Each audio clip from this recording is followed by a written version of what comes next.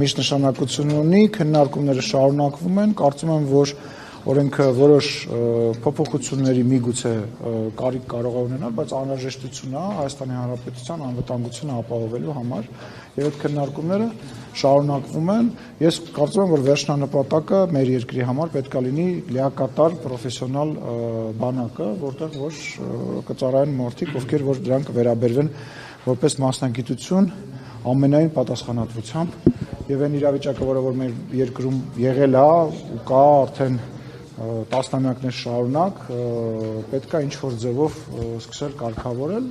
Այսինքն այդ նախագիծը ինչպես է նպաստելու, որ պրոֆեսիոնալ։ Ես հիմա նախագծի քննարկմանը չեմ անում, ես հիմա նախագծին չեմ բանա, ես աղքատ չեմ եղել, բայց ես բանակ գնացել եմ։ Նախագծի բովանդակությանը չեմ անդրադառնա, այն մարդիկ, ովքեր որ գումարով փորձել են իրենց երեխաներին ազատել բանակից, դա արել են եւ այս որովիցե նոր որակում տալու որովիցե կարիք չկա, դրա դեմ պայքարը նույնպես տարվում է եւ տարվելու է, բայց ասում նախագիծը ունի հարցեր, որոնք պետք է քննարկվեն եւ դա քննարկվում է։ Իշխանության ներսում է կազմակերպներ տանել, հա, շարունակական աշխատանքներ այդ չհասկացա հողով հնարավորություն չունի ազատվել իրավապահ համակարգ ավելի։ Ասում անկախության ստեղծման օրից սկսած այդ փորձերը բոլոր իշխանությունները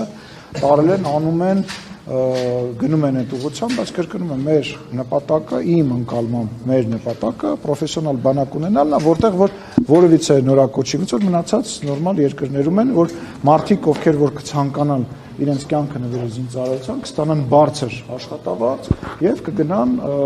կդառնան զինվորական։ Դա վերջնանպատակն է։ Հիմա այս ընթացքում կրկնում եմ, կան քննարկումներ, ես այդ քննարկումների մեջ հիմա չեմ մտնելու եւ պետք է ասեմ, որ 10,000-ից ավել հետախուզվող մարդ կա, որոնք խուսափել են բանակից։ 10,000-ից։